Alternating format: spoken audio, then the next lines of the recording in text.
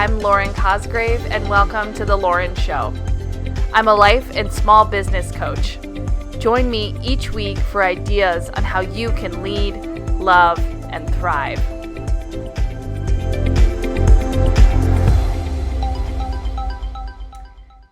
When was the last time you got into a little bit of a bicker argument with someone?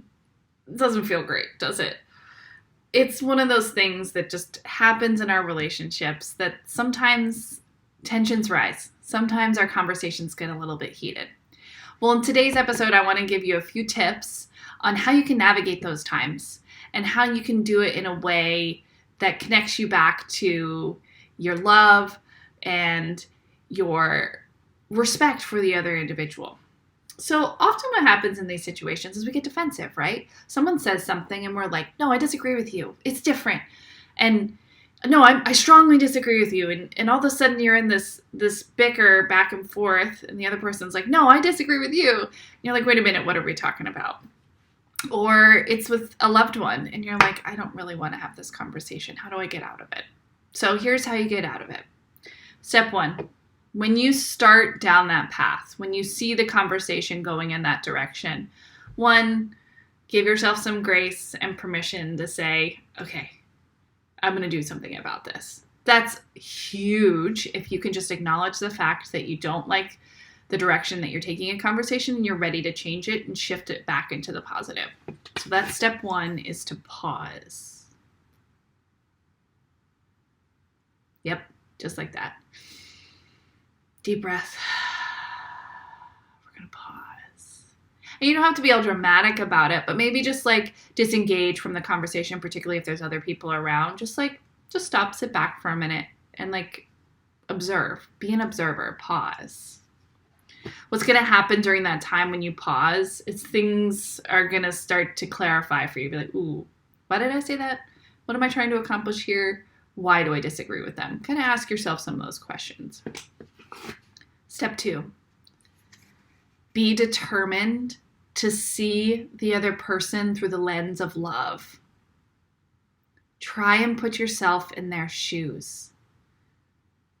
What's going on for them?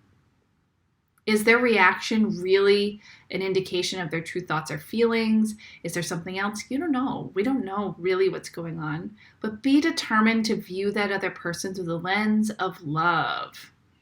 That there's got to be a reason that they're pushing back, and choose to surrender to that love of the universe or God, whatever it is that you believe in. This can be so powerful. This really can change everything for you in an argument. Commit to it. Say that in your head. I am determined to see the situation through the lens of love. I am determined to see the situation through the lens of love. And just wait. Just wait and see what comes back to you. I think you'll be surprised at the calm, the centered feeling, the reevaluation of what you're hoping to accomplish in that conversation. Okay, so after you've paused, you've looked at the situation through the lens of love, the next thing you're going to do is ask yourself, is this conversation worth it? Is there an outcome of this conversation that is really worth the cost of potentially damaging this relationship or the tension or the stress or just what are we talking about? Does it even matter? Unless it is something that is truly something you need to defend your honor or your belief systems or your family, sure, stand up for them. Always, always. I find that 99.9% of arguments I'm in are not worth it. They're about something silly. It's about something that's not tangible. It's about something that's not really worth it. So how are you going to show up? Are you going to be the one that chooses to engage in those conversations that aren't really worth it? Or are you going to choose to engage only at those times when it's really, really critical? And then the last step, release. So I talked a little bit about this in the Release and Set Intention meditation from Brendon Burchard.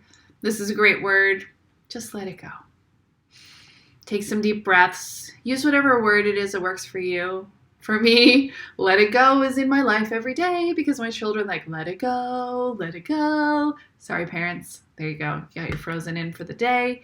I actually really love that song now because I've shifted it around to be one of my meditation mantras, to let it go. So do that when you're in sorry, it's getting a little blown out there.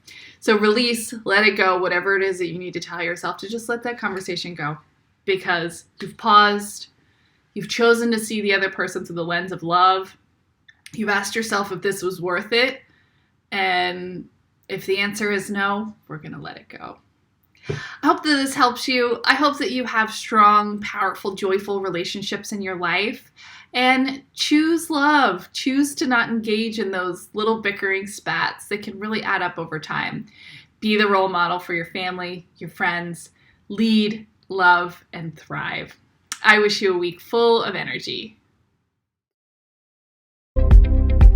I hope you loved this episode of The Lauren Show on YouTube or podcast. If you did, why don't you hit subscribe below and share on your social media? If you are ready to have it all without doing it all, why don't you schedule a 15-minute strategy session with me at laurencosgrave.com. Start leading, loving, and thriving today.